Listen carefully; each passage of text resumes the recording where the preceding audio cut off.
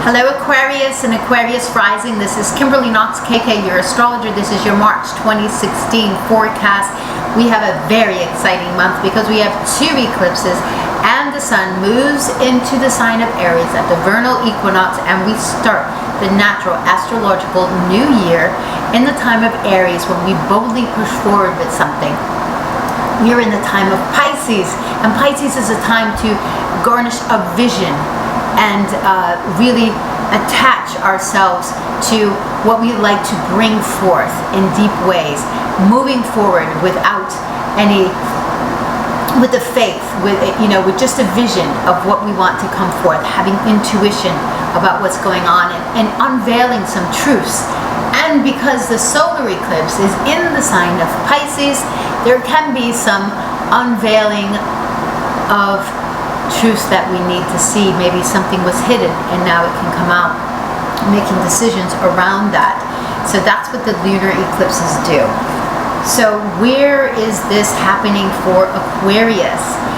Aquarius had their new moon last month. We're finishing up that cycle that was in your first house. This is all about you, and now it's moving on.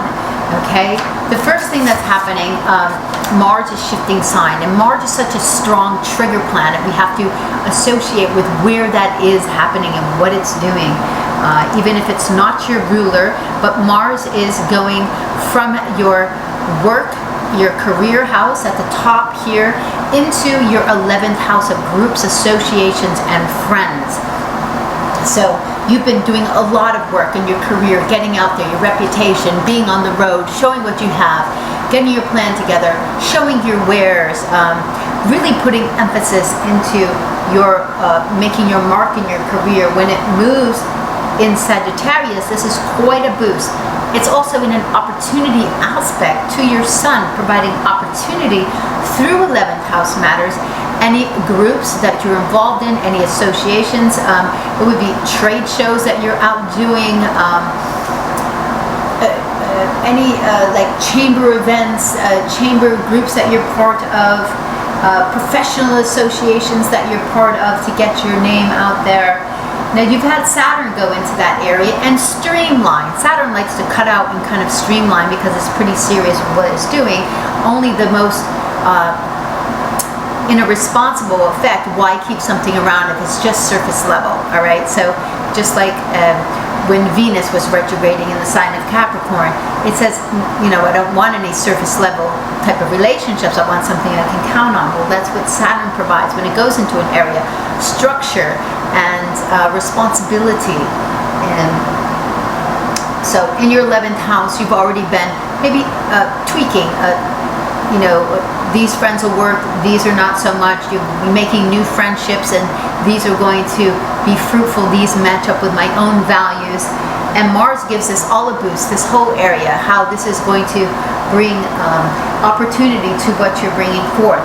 Saturn, though, Saturn is going to be squaring this this eclipse at 18 degrees of Pisces, and there's a mutable T-square going on, and it just says this is a project that we're getting into. If you have the belief and the vision for what you want to do, and you have the tools and the skills, and you have the discipline and the energy to go forward, you can bring this forward now.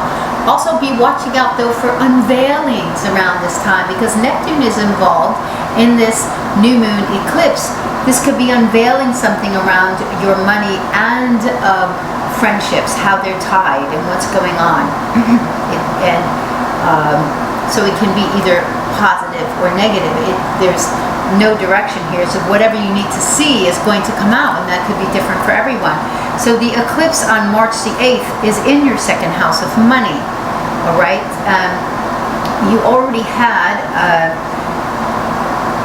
you were working on yourself and everything. So preface to this eclipse, we have Moon and Venus coming together in the last. Make sure you do something really sweet with your honey at this time, because March 7th the Moon and Venus are coming together before Venus moves on later and in the month. So, and this is a preparation time. So this is a great time to take some time to put your intentions together of what you want to bring forth, because every new moon, especially a solar eclipse, is a supercharged time to put forth those intentions so you can manifest something new in your life. So on March the 8th, we have this eclipse. The second house has to do with the talents that I exchange for money. My income. Can I ask for more money? Can I get more money? Am I making more money? And as soon as Venus also gets in there on March 12th, you have the ability to make more, because maybe there's more deals going on. But whenever Venus is there, money seems to come, because Venus just brings more good in that respect. Mercury is going into that sector on March the 5th, so your mind is going to be now focused on how am I going to make more money, what are my money making opportunities, what trade shows do I have to go to, what new people do I have to reach out to go and see, and that will be coming forth. Venus, like I said, Venus moves into Pisces at that time on March the 12th. This is right before the first quarter. We have a very active first quarter because Mercury is active at that time, and Mercury is all about planning what you're going to do. Mercury rules both your fifth and your 8th house. So that has to do with your creative efforts and also the funding and the money and the support that you're getting to enhance those. So you're taking some plans. You're making some plans about what do I need to do. Venus and Mars. Venus and Mars are in first quarter square. Venus and Mars came together 3 times last year. The last time it came together over in your 8th house. This is about mergers with other people, deep mergers, and joint finances, the funding that you're getting, loans that you have, your partner's money. But something's unfolding at this time, and you'll see where you are, and you'll see what you've gained at that time. Because Venus and Mars are the planets that Venus kind of gets in line, and she identifies what we really want, and Mars is the energy to go get that. So your 11th house, that's why your 11th house is really busy right now with Mars in that sector. So whatever you're doing around getting out there, utilizing your friend contacts, utilizing associations and groups, speaking at these things, whatever you have to do to get out there.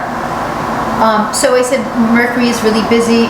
Jupiter and Pluto are in this very powerful trine at that time, and bringing success around whatever you're bringing forth in business. March the 20th is the vernal equinox, and that's when the sun will then move into your 3rd house, and you're going to be more busy. You're going to be busier out in your local area, possibly on the road, doing sales calls. That's the 3rd house stuff. Speaking more, learning new skills, dealing with people right around your local area. And we have the full moon lunar eclipse in Libra happening on the 23rd. So prior to that, possibly you've been traveling already, but